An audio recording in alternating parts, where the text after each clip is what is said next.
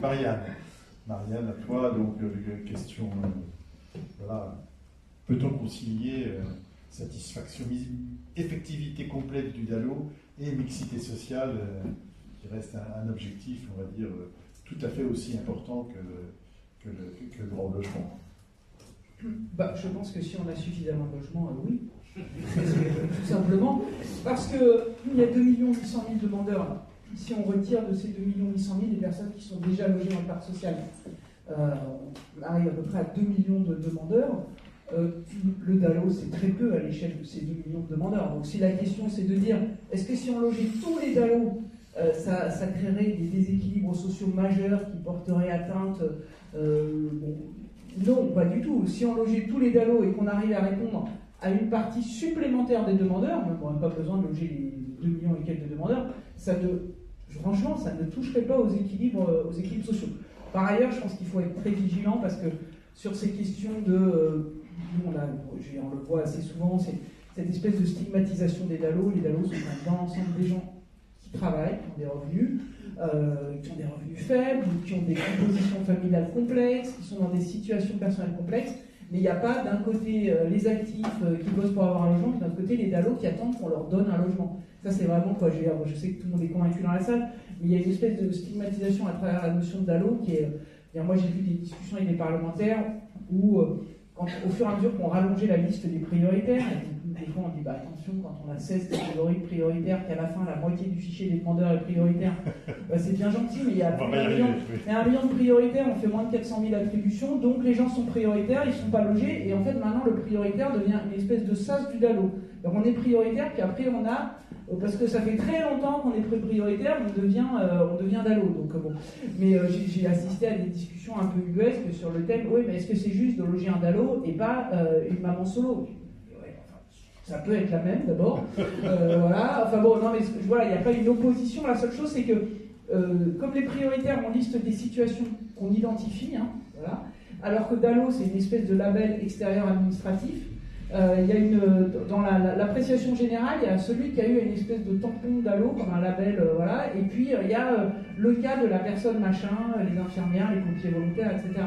Donc non mais et ça c'est vraiment, dans le débat public c'est compliqué, et là on en parlait tout à l'heure avec Jean-Baptiste, pas complètement d'accord sur les discussions qu'on a eues au CNH, mais avec Jean-Baptiste c'est régulier, c'est normal, mais on parlait des discussions sur la question de la loi logement et des débats là, sur le contingent DALO et les collectivités locales, d'un certain point de vue, qui récupèrent le DALO, les maires. Ils vont se rendre compte du sujet, quoi. Je veux dire, non, mais ils ne le font pas, et puis ils vont se rendre compte que, oui, quand on ouvre le dossier, en fait, on a des gens de la commune qui connaissent des difficultés, enfin, et qui gèrent que, voilà, ils n'ont pas 5 bras, les demandeurs DALO, quoi. Donc ça, c'est quand même ça. Donc non, le fait de répondre à l'ensemble de la demande DALO, dans l'absolu, si on avait l'offre suffisante, ça ne créerait pas un problème majeur. Il n'y a pas de difficulté. Après, sur la question de la mixité, l'autre sujet, en revanche, c'est la question des loyers. C'est-à-dire, est-ce qu'on a dans le stock une offre de logement suffisante pour répondre aux besoins des DALO et aux autres besoins des demandeurs aux ressources modestes, faibles, on va dire. Parce que grosso modo, les demandeurs ont des ressources.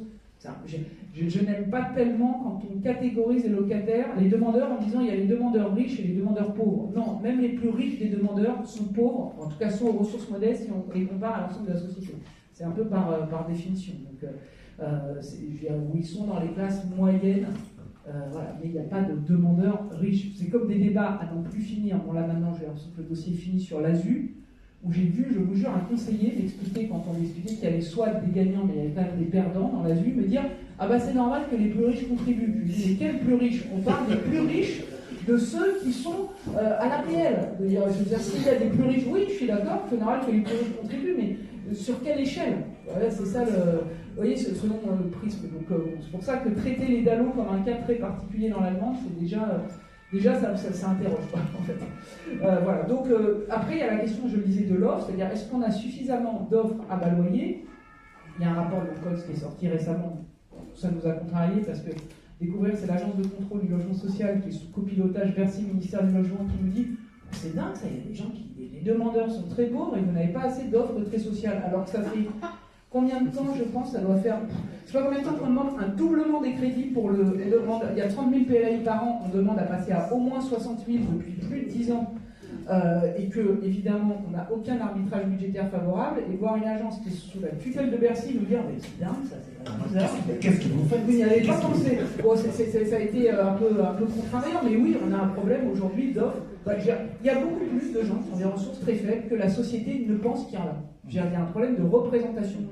Et donc, voilà. Donc, cette question de la représentation est telle qu'aujourd'hui, on a un problème de l'offre à très bas loyer. L'offre à très bas loyer, on n'en produit pas assez. Et même quand elle est produite, entre nous, elle n'est pas assez à très bas loyer. C'est-à-dire qu'on aurait besoin, au sein de cette offre à très bas loyer, d'une offre à très très bas loyer. C'est ce qu'on voit quand on examine la demande. Il n'y a pas de modèle économique aujourd'hui pour financer ce sujet-là. Et les logements anciens, qui étaient parfois à très très bas loyer, sont effectivement des fois démolis pour être remplacés par des PLAI avec, ou plus ou même du PLS, avec effectivement des loyers un peu plus élevés. Il y a la question de la démolition et il y a un sujet qui va arriver, donc comme ça je vous en parle, c'est un sujet d'actualité parce que c'est le sujet du projet de loi logement. Nous, au CNH, on a voté pour parce qu'il y avait l'envoi 3, mais on a dit qu'il y avait des articles dont on demandait l'abrogation, notamment l'alinéa 2 de l'article 7, voilà, parce que l'alinéa 2 de l'article 7, c'est un alinéa qui explique que pour financer des opérations très sociales coûteuses, les bailleurs peuvent augmenter les loyers dans le stock. Or, ça veut dire, et d'ailleurs, et sans qu'on ait fait des travaux sur ces logements, parce qu'il y a la question des augmentations de loyers après travaux. Là, c'est des augmentations de loyers sans condition de travaux, donc il n'y a pas d'amélioration de la qualité du logement, etc. Et dont le but est de financer des logements neufs très sociaux. Or, c'est un peu ce qu'on a dit, aujourd'hui, le potentiel d'augmentation des loyers, si on regarde les choses, c'est les fameux HLMO, qui ont des loyers très bas et qui, au moment où les trois grandes catégories ont été créées, PLAI plus PLS, ont été recatégorisées dans le plus. Donc, en fait, on nous dit, ah ben vous avez des loyers pratiqués, ces logements-là, qui sont très inférieurs au loyer plafond réglementaire, donc vous avez un potentiel d'augmentation. Ils n'ont pas été catégorisés dans le PLAI à l'époque, ils sont aujourd'hui comptabilisés dans les plus. Donc, effectivement, Bercy nous dit régulièrement, bah oui, mais vous avez qu'à mettre vos loyers au plafond réglementaire, etc. Mais donc là, ça revient à nous dire, augmenter les loyers des HLMO, c'est-à-dire cette fameuse offre très très sociale qui existe encore un peu moins de 800 000, mais c'est pas négligeable. C'est pas rien quand même. C'est pas négligeable dans le volume, ça joue un rôle très important. Augmenter les loyers des HLMO pour financer des nouveaux PLAI qui vont être plus chers que ces HLMO. Alors pas avec les mêmes conditions de qualité, puisque ça va être des logements neufs, pas forcément dans les mêmes localisations, mais en tout cas, on a là un sujet qui est inacceptable. Donc, très clairement, je le dis, il y a un vrai enjeu, là, il va y avoir une vraie bataille pour essayer de préserver ce parc. Et c'est pour ça que je ne suis pas complètement, J'entends l'histoire des coopératives d'habitants, je reviens là-dessus, parce que l'histoire du loyer fonction du revenu et des solidarités à l'immeuble. C'est ce qu'ont fait pendant un certain temps les Québécois. Je comprends l'idée, mais je pense que ce n'est pas une solution durable, en tout cas ce n'est pas une solution massifiable. S'il y a des gens qui sont engagés, qui sont dans une démarche de solidarité, qui sont prêts à payer plus pour que quelqu'un dans l'immeuble paye moins, super.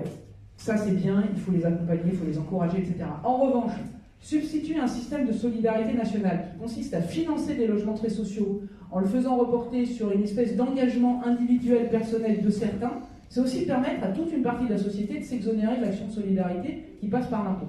Donc je suis quand même assez vigilante sur ces... Et le Québec qui s'était lancé là-dedans s'est aussi trouvé confronté à cette difficulté-là, c'est que petit à petit, il y a eu de moins en moins de personnes aisées dans ces immeubles-là, donc ils n'ont plus réussi. Et donc ils ont fait quoi? Ils ont réduit le nombre de personnes pauvres. Parce qu'ils n'arrivaient plus à équilibrer. Voilà. C'est un peu le... Voilà. Donc je pense que c'est bien quand il y a des démarches bénévoles, mais ce n'est pas un système massifiable parce qu'il fragilise en fait. Merci beaucoup, Marianne.